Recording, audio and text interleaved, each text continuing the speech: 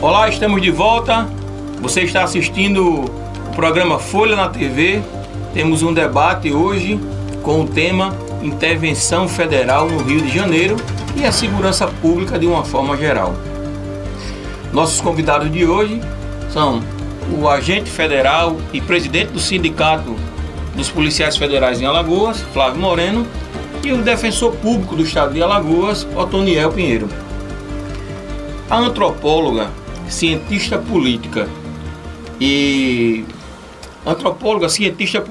especialista em segurança pela Universidade Fluminense, ela também trabalhou na segurança pública do Rio e no Ministério da Justiça, Jaqueline Muniz, disse que a intervenção federal gera o deslocamento da mancha criminosa, mas não resolve o problema.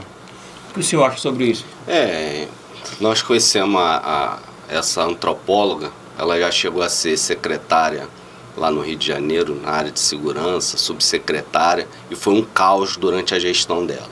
Então, na verdade, falar em academia, falar nas academias, nas faculdades sobre segurança pública, quem não tem vivência em segurança pública é muito fácil. Basta ficar lá estudando 10, 20, 30 anos, livros, estudando, fazendo textozinhos, é muito fácil. Agora, o policial que está em campo, seja no Rio de Janeiro, seja aqui em Alagoas, é um herói. Porque enfrentar a criminalidade do dia a dia, sem condições básicas nenhuma, desestruturado, sem carreira, sem perspectiva de crescimento na carreira, sem o ciclo completo de polícia, um armamento, muitas das vezes, muito inferior do que o dos criminosos, viaturas em péssimas condições. Nós tivemos aqui agora um acidente em que culminou a morte de 3 policiais militares na rodovia, possivelmente uma viatura com algum problema, fora o cansaço do policial. Então, os policiais no Brasil que enfrentam a criminalidade são heróis. Mas o senhor não acha que há esse deslocamento da mancha criminosa, como ela chama? Ela, inclusive, também disse que é um tanque de guerra em Copacabana e nada resolve. Que se um ladrão roubar o celular de alguém, o que é que aquele militar do Exército vai fazer? Vai explodir o ladrão? Que um militar do Exército com um fuzil de 7 quilos, com uma roupa pesada, não é o adequado para combater a criminalidade em centro urbano. O que o senhor acha? A garantia da lei e a ordem, né? O poder de polícia aos militares já foi conferido no Brasil em outros momentos. Olimpíadas, nós tivemos uma Olimpíada aqui no Brasil tranquila, não teve incidente de terrorista, de ataques. Nós tivemos a Copa do Mundo sem incidentes e foram empregados da mesma forma que está sendo empregado no Rio de Janeiro as Forças Armadas. Só que dessa vez está sendo feita uma intervenção na segurança pública no Rio de Janeiro, artigo 34, inciso 3. Mas, Flávio, você acha que o militar do Exército está preparado para esse tipo de operação?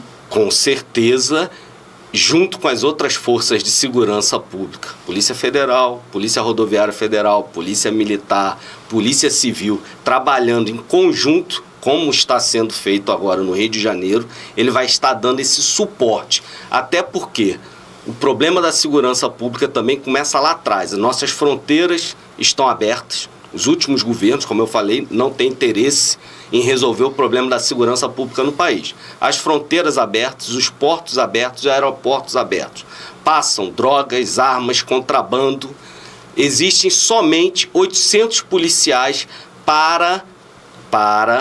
vai se chocar, para o equivalente em termos de território, que é a nossa faixa de fronteira, a região sul do país, que pega Rio Grande do Sul, Paraná e Santa Catarina, o Sudeste e, mais ainda, Mato Grosso e Goiás. Então nós temos 800 policiais federais para tomar conta de uma faixa de fronteira que equivale quase à metade do solo brasileiro. Então, na verdade, não existe plano nacional de segurança pública efetivo para combate à criminalidade no país. Flávio, mas não há o risco, e aí eu quero ouvir do Otoniel, e é isso que você colocou, mas não há realmente o risco de haver o deslocamento, né, dessa criminalidade? Porque naturalmente o Rio, com um quantitativo agora muito grande, né? A polícia lá de forma ostensiva, os militares, a Polícia Federal, um quantitativo grande. Há uma tendência que momentaneamente a criminalidade ali cesse. Mas na verdade a gente está resolvendo o problema ou estamos deslocando o problema? Esses criminosos vão para algum lugar. O que é que o senhor acha? Bom, olha, os criminosos podem ir para algum lugar, os soldadinhos ali, mas os criminosos grandões ainda estão lá. Estão lá dentro da Assembleia, é como eu já falei, estão lá dentro de Copacabana, estão morando em Copacabana, na Barra da Tijuca. Esse aí não vai haver deslocamento não. E eu acho muito difícil essa intervenção federal mexer com esses verdadeiros agentes da criminalidade ali no Rio de Janeiro. Até porque, o que é essa intervenção federal? O que é o pano de fundo dela? Político eleitoral do senhor Michel Temer. Por que ele decidiu aplicar a intervenção federal agora no Rio de Janeiro? Por vários motivos. Veja, vamos prestar atenção e eu peço ao ouvinte que escuta essa parte. A intervenção federal, quando ela é decretada, institucionalizada como foi, ela trava as emendas constitucionais. Ou seja, quando há uma intervenção federal como essa no Rio de Janeiro, emenda constitucional não pode ser votada no Congresso. Qual é a emenda que estava sendo votada? Reforma da Previdência. A reforma da Previdência foi derrotada. O governo ali estava dizendo que tinha 240 votos, mas não tinha nem isso. O povo brasileiro não aceitou a reforma da Previdência e isso chegou a tempo até os deputados. E Michel Temer foi derrotado na reforma da Previdência. Então, para ele não sair derrotado, aí ele disse, não, vou aplicar a intervenção federal para paralisar a questão da votação da reforma da Previdência. E qual foi a outra jogada dele que também é inteligente? Porque ele está querendo, em verdade, ser candidato novamente à presidência da República. Por mais que isso queira parecer uma loucura para o povo brasileiro, ele quer chegar no segundo turno na eleição de presidente da República. Aí ele, numa jogada só, pegou o discurso, freou o avanço do presidente da Câmara dos Deputados, Rodrigo Maia, que ele estava querendo ser um protagonista de quê? Ele queria dizer, não, eu vou enterrar a reforma da Previdência. Aí ele baixou a bola. Veja, não, quem vai enterrar sou eu aqui, que não vai ver mais essa discussão, porque o Rodrigo Maia estava ganhando ibope como o cara que ia enterrar a reforma da Previdência. E qual foi o outro que ele também tirou o discurso? O Jair Bolsonaro.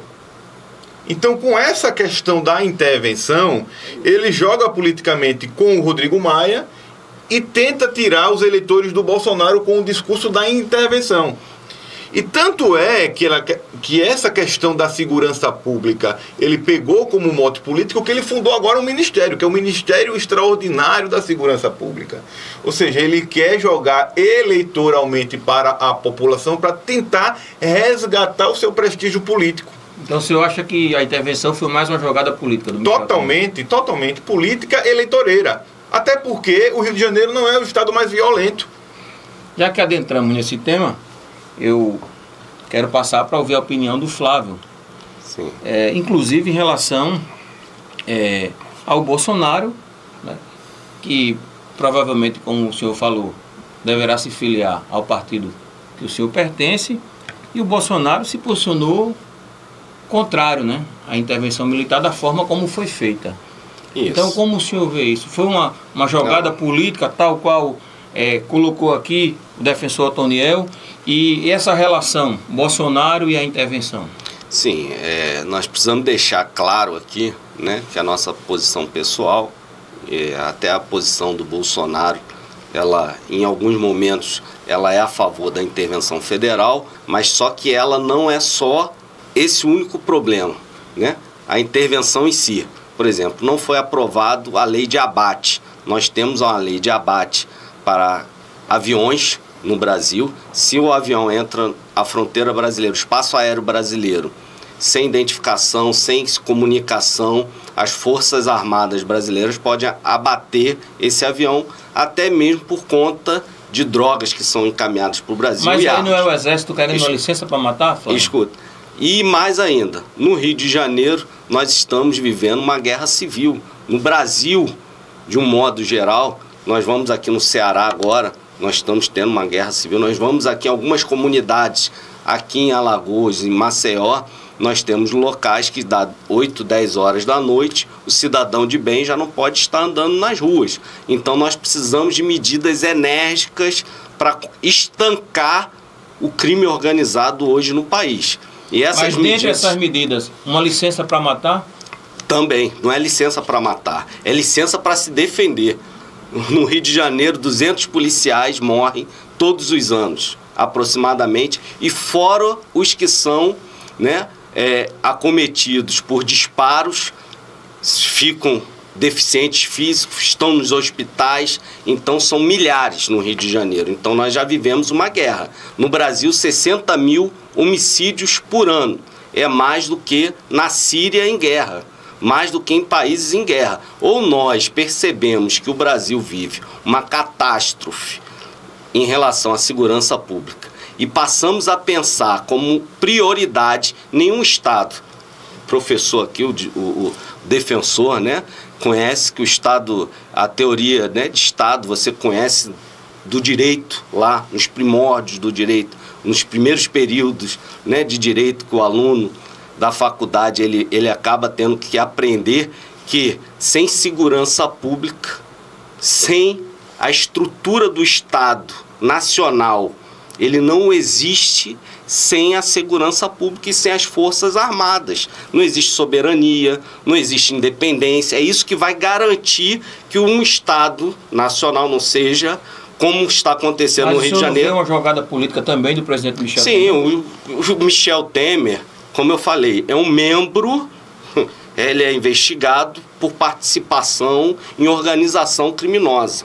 O que vem dele, né, nós temos que desconfiar de tudo, mas a população do Rio de Janeiro não pode, a população, como a população de Alagoas, a população do Nordeste, a população do Brasil, ela não pode sofrer a insegurança, sofrer sendo assaltada, sendo, né, assassinada, tendo seu celular furtado. Ela não pode continuar sofrendo os percalços da insegurança por conta da ineficiência desses últimos governos que estão aí, inclusive do Michel Temer, porque não é uma solução completa a intervenção federal no Rio de Janeiro. Não é. Nós precisamos reestruturar as polícias, uma reforma da segurança pública, hoje que está parada no Congresso Nacional há 30 anos, é pedida por todos, 90% dos policiais no Brasil pedem isso, né? Então, na verdade, nós estamos vendo, a intervenção é feita para fazer um estanque. Ela precisa ser acompanhada de outros mecanismos para fazer com que o crime organizado seja enfrentado no Brasil, não só no Rio de Janeiro, de forma eficaz. Como eu falei na questão das fronteiras. As fronteiras estão abertas, não adianta você manter as fronteiras abertas, como estão mantidas hoje, por conta desses últimos governos, as alianças que foram feitas, inclusive com os países produtores de cocaína e de maconha da América Latina, através do Fórum de São Paulo, feito pelo governo anterior e que continua nesse governo. Então, na verdade, a lei das drogas, quando foi implantada em 2006, deixou de criminalizar a posse, o maconheiro, o pequeno usuário. E o que aconteceu no Brasil? Explodiu o consumo de drogas no país. Essa é a realidade. Passar para o Otoniel concluir sobre esse tema, como o Flávio colocou, a necessidade do Exército poder tomar medidas mais enérgicas, né, o Exército ter o poder de abater criminosos. Como o senhor vê isso aí, para a gente fechar esse bloco? Não, é muito perigoso essa questão de abater o suspeito de crime, porque não é a polícia, não é o Exército que vai dizer quem é criminoso e quem não é criminoso. Existem meios constitucionais para se apontar quem é o criminoso ou não. Não? Então, essa questão do abate, vamos ter que agir com razoabilidade, vamos ter que saber o que é realmente essa autorização para o abate. Ainda voltando à questão da intervenção federal, eu acho uma medida radical, eu acho uma medida extrema, especialmente sobre o ponto de vista constitucional. Uma medida que poderia ter, a pergunta é, poderia haver uma solução, inclusive com a participação do Exército, Podia haver uma solução intermediária aí, não a ponto de chegar no radicalismo, de formalizar uma intervenção federal com fins políticos, eleitoreiros, de trancar a reforma da Previdência. E aí veio em seguida com a elaboração do Ministério da Segurança Pública. Então eu acho que a gente deve pensar com muita razoabilidade, porque combater um problema gravíssimo, que é um problema da segurança pública. Claro, eu tenho parentes na Polícia Militar, sei que o policial militar trabalha de maneira precária, ganha muito pouco, trabalha numa estrutura com armas e com uma estrutura profundamente precária. Tem que ter investimento nisso também. Agora tem que ter um investimento a longo prazo, não é, eu entendo, não é de maneira assodada com essa intervenção federal que a gente vai resolver o problema. A gente pode, é como eu tenho falado, a gente vai enxugar gelo. A gente vai enxugar gelo. Quando o exército sair de lá, vai tudinho voltar. Por quê? Porque a fonte realmente da criminalidade não é na favela. Inclusive, tem que se combater a fonte. Permita-me, Otoniel, Flávio, em relação a isso, o general Vilas Boas, né, que é do alto comando do Exército, ele falou sobre essa experiência do Exército na favela da Maré. Salvo engano, ali em 2014, 2015, onde ele disse que o Exército ficou por 14 meses lá. E ele disse que fazia acompanhamento, e numa dessas vistorias, ele disse, poxa, nós estamos vivendo numa sociedade doente. Os meus homens aqui estão apontando armas para a população brasileira. E quando o Exército saiu de lá, segundo palavras dele, com uma semana, tudo voltou ao normal. Talvez seja isso, né, Otoniel, que você estiver falando? Veja, por quê? Porque é um problema complexo. O problema complexo não se resolve com maneiras fáceis, com maneiras rápidas. Olha, está havendo um problemão lá no Rio de Janeiro, nós vamos tomar a intervenção federal porque é necessário. Não é assim. E vamos ouvir a opinião. Flávio, quer fazer um comentário? Sim, fazer um comentário. Como eu falei, o paciente chegou no hospital todo quebrado, fraturado. Ele vai para emergência. A intervenção é um tratamento de emergência. Nós precisamos reestruturar as polícias no país. Nós temos 5 milhões de investigações e inquéritos pendentes nas polícias no país. Nós temos polícias no país, diferente de todo mundo, sem carreira meritocrática, sem o ciclo completo de polícia. Então, diferente de todo mundo, é a polícia e a segurança pública brasileira que precisa ser reestruturada. Agora, a intervenção cirúrgica, imediata, a população ela não pode continuar sofrendo, sendo assaltada, sendo assassinada, sendo furtada, estuprada, porque o governo federal durante 30 anos deixou na gaveta, o Parlamento Nacional deixou na gaveta essas reformas, essas modernizações na segurança pública. A população vai continuar sofrendo, não pode a população continuar sofrendo por conta de desleixo de 30 anos de governo no país, seja governo federal, dos estados, parlamento, que não resolveram, não se pactuaram para resolver definitivamente o problema da segurança pública. Flávio e Otoniel, nós temos um convidado especial, um alagoano, que mora nos Estados Unidos, fez uma gravação específica aqui, né, especial para o Folha na TV, para esse debate, e a gente pode vivenciar a experiência de segurança também na ótica do professor Nilson Júnior, que hoje vive nos Estados Unidos. Meu nome é Nilson Júnior, atualmente moro nos Estados Unidos, em Providence, Rhode Island. Eu sou professor de português aqui nos Estados Unidos há 6 anos e a qualidade de vida aqui nos Estados Unidos realmente é bem diferente.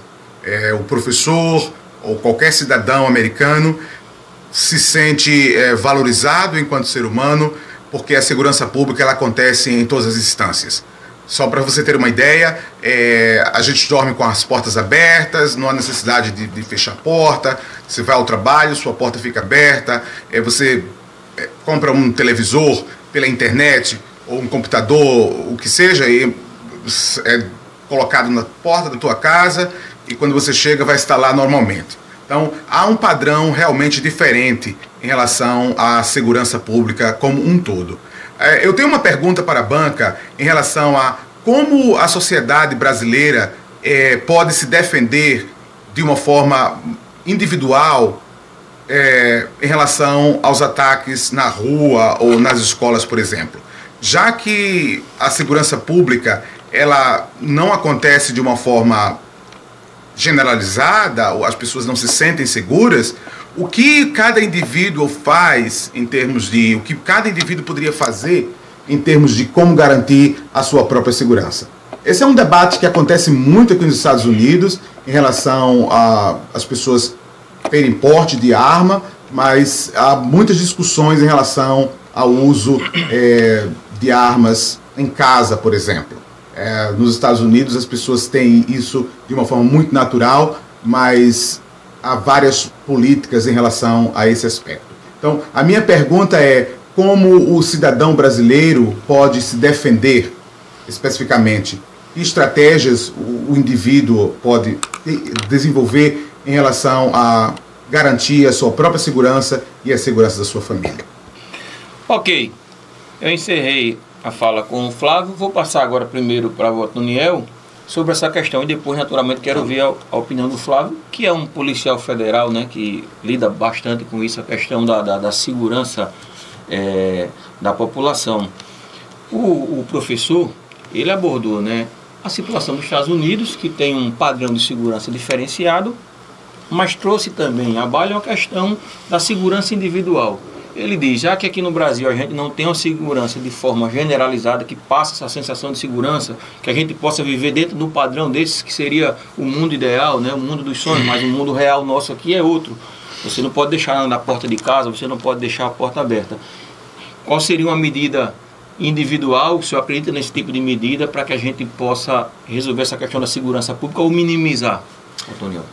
Bom, em primeiro lugar, né, países ricos do mundo, do planeta, países civilizados, como os Estados Unidos, por exemplo, a gente pergunta, por que os Estados Unidos são ricos? Né? Da mesma forma que o Império Romano era rico, da mesma forma que os impérios que dominaram um momento da história, eles são ricos, né? Eles conseguem ter esse padrão de vida adequado pelas interferências em outros países, especialmente pelo roubo de petróleo capitaneado à torta e à direita pelos Estados Unidos. Assim como todos os países, as potências mundiais, um dia fizeram com o Brasil, que foi Portugal na época da colonização, que foi o Império Romano, que foi o próprio Adolf Hitler. Enfim, essa sistemática de buscar riqueza em outros povos, né? Com relação à questão da segurança pública individualizada, não faz muito tempo que Maceió, há 30, 40 anos atrás, não havia tanta violência, em razão de vários fatores, invasão das próprias drogas, da urbanização. E aí, como é que a gente faz a questão da discussão da defesa individual? É um tema bastante polêmico, a questão do porte de arma, se tem que haver ou não essa questão do porte de arma. Será que a gente, num país corrupto como o Brasil, do jeitinho brasileiro, será que a gente outorgar o porte de arma para a população, mesmo advertindo, olha, só vai utilizar o cidadão de bem? Quem é o cidadão de bem? É aquele cidadão que pode assassinar a mulher dentro de casa com uma discussão, que pode, num momento de emoção, assassinar alguém por estar portando a arma. É uma questão a ser discutida, é uma questão a ser debatida. Quem vão ser os homens de bem que vão ter acesso à arma? O senhor é contra ou favorável? Eu sou a favor de uma discussão. A princípio eu sou contra. Sou totalmente contra. Mas nós estamos numa democracia plural, nós estamos numa democracia de debate, onde as discussões e as ideias vão amadurecendo. Mas a princípio eu sou contra, especialmente em um país como o Brasil, onde as pessoas, algumas pessoas não sabem respeitar o limite da outra, como em países civilizados. Algumas pessoas podem resolver problemas simples num momento de extrema emoção, cometer barbaridades. Uma discussão de trânsito, por exemplo. Perfeito. o homem de bem está desarmado. Quem é que é o homem de bem aqui? Né? Será que nós vamos outorgar um tribunal do homem de bem? Quem é que vai diante desse tribunal escolher quem vai ser o homem de bem e o homem do mal? Será que a população, de acordo com o jeitinho brasileiro, será que muitos homens de bem que vão portar arma que em verdade não eram para estar? Então nós estamos num país altamente complicado para instituirmos esse porte de arma, justamente pelo sistema corrupto no qual nós estamos vivenciando. Ok, Daniel. Flávio, sua opinião. Você viu no alagoano, um professor que mora nos Estados Unidos falou de um padrão completamente diferente do nosso, mas aborda a questão da defesa pessoal. Isso. Qual a sua opinião? Nós temos o entendimento que o porte de arma ele é necessário para o cidadão de bem.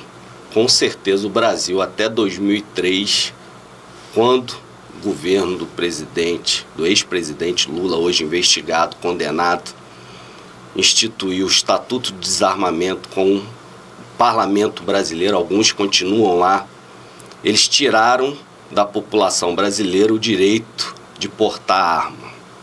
De lá para cá, a violência explodiu no país. O criminoso sabe que ele vai entrar em sua casa e você não estará armado. Nos Estados Unidos é diferente. Existe quase para cada cidadão americano uma arma. Uma arma para cada cidadão americano. Então, o entregador ele sabe que vai deixar a mercadoria na porta da casa do cidadão, que ele vai deixar a janela aberta, vai deixar o seu dinheiro, sua carteira, o carro aberto e ninguém vai mexer. Por quê? Sabe que se entrar na casa do cidadão americano, ele corre o grande risco de levar tiro, ser assassinado, ser impelido dessa agressão que seria cometida contra o cidadão americano pelo criminoso. Então, na verdade, nos Estados Unidos nós temos 200 mil mulheres que deixam de ser estupradas todos os anos porque elas têm o porte de arma. Elas não são agredidas, não são levadas ao estupro porque têm o porte de armas. No Brasil, nós temos mais de 50 mil estupros todos os anos. As mulheres estão indefesas. Não vai ser com a Maria da Penha, não vai ser com uma florzinha que o criminoso vai ser afastado. Então, no Brasil, desde 2003, passou a ter um rigor para o porte de arma, embora em 2005 a população brasileira, em plebiscito, tenha decidido que queria o porte de arma, ganhou a maioria, 63% da população. Em 98, no governo FHC, também já tinha restringido o direito ao porte de arma do Brasil e nós vimos explodir a violência. Aqui no Nordeste, em específico, como o professor falou, aqui em Alagoas, cresceu em mais de 150% os índices de homicídio depois de implantado o Estatuto de Desarmamento. Então, na verdade, a população está desarmada e o criminoso está armado. Existe em poder dos criminosos no Brasil mais de 5 milhões de armas ilegais. Em poder já entram por nossas fronteiras todos os dias milhares de armas, fuzis. E, na verdade, o cidadão de bem foi chamado a entregar suas armas e está hoje dentro de casa impedido de lá da Constituição. Um direito constitucional, que é o direito à segurança pública e a segurança como responsabilidade de todos, direito e responsabilidade de todos. Está lá no artigo 144 da Constituição. O cidadão de bem está impedido de ter esse direito individual seu garantido. Nós temos aqui no Chile, para não só dizer países com grande poder aquisitivo, grande renda per capita, nós temos aqui... Flávio, inclusive, Flávio, permita-me, você vai falar do Chile, que tem índice que eu acho que você vai querer apresentar e depois eu peço que o faça, mas nós temos também a participação de um outro convidado especial, de um outro alagoano, que não está também num país, numa superpotência como os Estados Unidos, Um país civilizado da Europa, mas um país de menor potencial econômico. Vamos ver o que ele tem para dizer. Olá a todos do programa Folha na TV, eu sou Paulo Vitor Correia, sou jornalista alagoano, atualmente morando em Tallinn, na Estônia, que fica entre a Rússia e a Finlândia. E eu posso fazer essa comparação da violência porque realmente foi algo determinante, um dos principais motivos de eu ter deixado o Brasil, de eu ter optado por morar na Europa. E porque aqui eu sinto aquela segurança de você poder sair na rua e saber que nada vai acontecer com você. Lógico que ninguém está isento, né? Algo pode acontecer com qualquer pessoa em qualquer lugar do mundo, porém eu tenho a segurança, eu saio da rua tranquilo. Às vezes a minha única preocupação aqui é vestir um casaco para não passar frio na rua, porque o resto não tem necessidade. Eu sei que se eu usar o meu celular na rua, todo dia eu saio aqui com o celular, às vezes ando em ruas à noite, às vezes eu estou sozinho, qualquer pessoa, minha esposa é a mesma coisa, se ela está sozinha na rua, está usando o celular, de madrugada a gente sai e não tem problema algum. O índice de violência aqui é baixíssimo, praticamente zero. A gente não escuta falar em assassinato, a gente não escuta falar em alguém que chegou com a arma para lhe assaltar. Então você tem essa tranquilidade, isso é muito forte aqui. Então um dos principais motivos de eu gostar da vida aqui na Europa é isso. Claro que as cidades grandes na Europa têm seus problemas, Paris, Londres, enfim, cidades grandes vão ter seus problemas. Mas aqui, pelo menos em Tallinn, que é uma capital menor, de menor porte na Europa, não tem, é muito raro acontecer algo. E se acontece algo, a sociedade fica chocada. Infelizmente, não é a mesma coisa que temos no Brasil. Mas realmente, a diferença é muito grande e eu sinto muito mais seguro morando aqui. E eu deixo uma pergunta para vocês, que é em relação à rota do tráfico e das armas. Lógico, provavelmente, né, quase todas as armas e as drogas entram pelas fronteiras, pela fronteira do Brasil, mas eu queria saber, vocês têm ideia de como ela chega em Alagoas, por onde ela chega, como ela chega em Alagoas, e de que forma, o que é que a polícia, o que é que o governo está fazendo, faz e pode fazer ainda para combater esse tipo de situação, evitando que as drogas e as armas cheguem no estado de Alagoas. No Brasil a gente tem uma ideia geral, mas em Alagoas especificamente. Muito obrigado, um abraço a todo mundo. Para a gente ver, né, Tony, você falava de países como os Estados Unidos, né, que são países ricos, mas a gente vê também um contraponto. A gente vê um colega jornalista da Estônia, né, dizendo que ali próximo à Rússia, dizendo que não existe violência lá. Então, como a gente faz essa análise dessa problemática? Não, veja... E também a pergunta dele, né, a respeito de sim, a questão, o Brasil não é um país pobre. Nós estamos, sei lá, 7ª, 8ª economia do mundo, eu não sei. O Brasil não é um país pobre.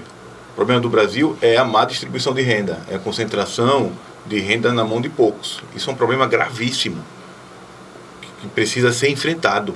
Precisa para ontem esse problema da concentração de renda na mão de poucos. Isso precisa ser enfrentado na população. Bom, aí nós temos outros países onde nós vislumbramos uma distribuição de renda melhor, onde tem saúde e educação para a população, onde se tem uma tranquilidade do estado de bem-estar social mais instalada, uma segurança jurídica melhor para a população. Então é esse estado que nós devemos perseguir no Brasil, que nós devemos ir atrás. Nós devemos lutar por ele, um estado com melhor distribuição de renda, um estado com educação, um estado com saúde. Isso, infelizmente, não pode ser feito a curto prazo. Isso deve ser feito a longo prazo, com a conscientização da população acerca de quem ela está votando, acerca de quem ela está votando lá dos seus representantes. Enfim, isso tudo ali na construção. Eu estou em um país onde não tem violência. Ou seja, esse fato de não ter violência em um determinado país não foi coisa que foi do dia para a noite. Ou é coisa histórica daquele país de não ter uma violência, ou é um processo estrutural construído ao longo dos anos. Então é por isso que eu reforço, o problema para ser enfrentado no Brasil, a gente não pode, claro, segurança pública mas tem que ter. Mas também, talvez, Otoniel, não seja porque nesses países há uma legislação mais rigorosa, a lei efetivamente é aplicada? Eu não acho que o problema da população ele seja resolvido através de leis, né? E todo dia estão fazendo leis aí e não está resolvendo problema nenhum, né? Especialmente aqui no Brasil. A lei é necessária, o grande problema é o não cumprimento dela. A lei é necessária e leis já existem. O grande problema é o não cumprimento das leis, especialmente as leis que garantam a saúde, a educação, a segurança pública. Isso tem que ser debatido, a efetividade de leis que não são efetivamente cumpridas.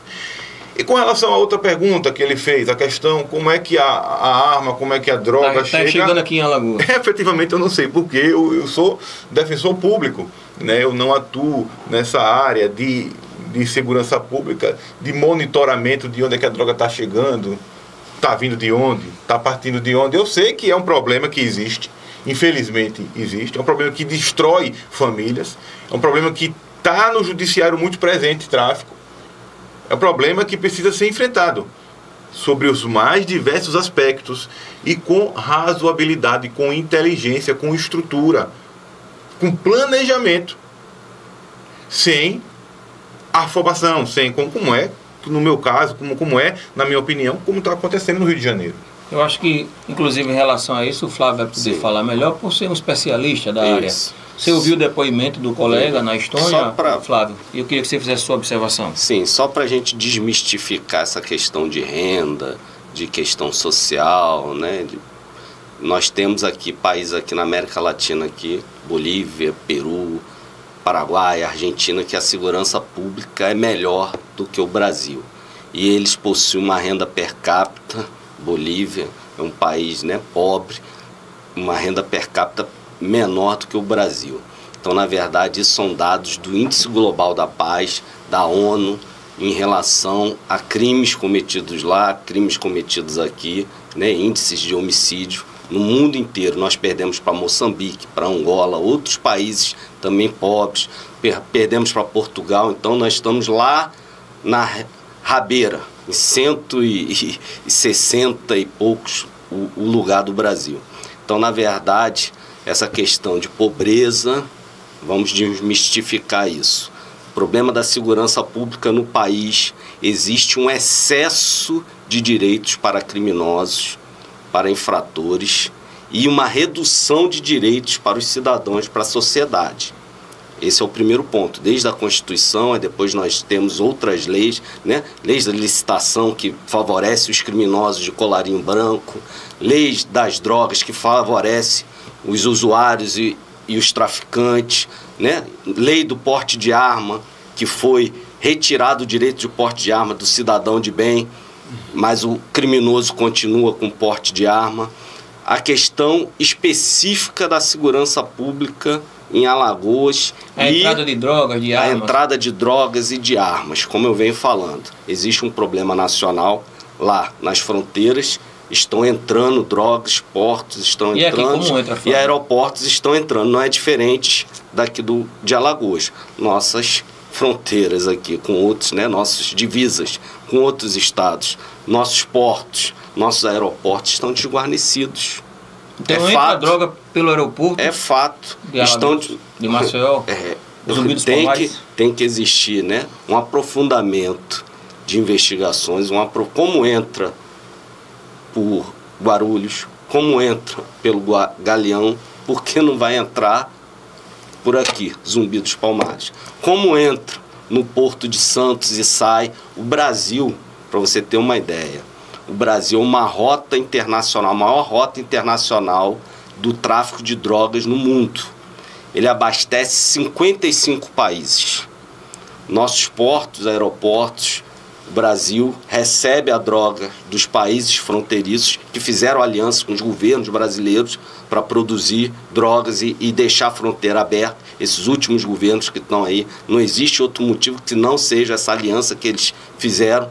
E o Brasil manda para 55 países. O Brasil se tornou, em uma década, um pouquinho mais de uma década, o maior consumidor de cocaína do mundo e de crack.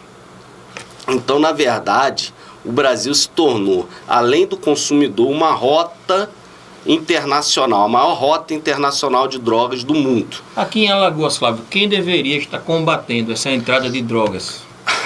Todos os aparatos de segurança pública, seja a Polícia Federal, seja a Polícia Civil, seja a Polícia Militar, eles estão constitucionalmente amparados para fazer esse combate. Mas da mesma forma que não se consegue fazer no Ceará, não consegue se fazer em Sergipe, não se consegue fazer em Pernambuco plenamente, no Rio de Janeiro, porque você vai estar enxugando, na verdade as polícias estão enxugando dinheiro, apesar do aumento, existe um aumento gradativo. Você for ver as pesquisas aqui no estado de Alagoas, um aumento da apreensão de drogas, um aumento da apreensão de armas. Mas o que está entrando para o Brasil e as rotas que eles usam, né? A inteligência ela precisa ser usada de forma eficaz, as investigações precisam ser feitas de forma eficaz, o efetivo policial e a tecnologia precisa ser empregada de forma eficaz, que hoje não está sendo feito. Na verdade, nós não estamos tendo condições, não só aqui em Alagoas e no Brasil inteiro, de enfrentar de forma eficaz o crime organizado e o tráfico de drogas e de armas. Na verdade, no Brasil não existe guerras às drogas e guerras às armas, como alguns governantes aí vêm pregando ao longo desses anos. Não existe. Por que não existe? Porque aprovaram a lei de drogas, incentivando o consumo de drogas. Abriram as fronteiras. Desquartelaram, desmembraram, tornaram totalmente, né, sem uso as polícias locais, que estão totalmente desestruturadas, né, combatendo o crime organizado com baixo efetivo, sem carreira, sem o ciclo completo de polícia. São mais de 5 milhões no Brasil. Aqui em Alagoas nós temos mais de 100 mil investigações aí pendentes. Então, na verdade, não existe o combate, a prioridade para a população, a segurança pública. Precisamos mudar Flávio. Isso.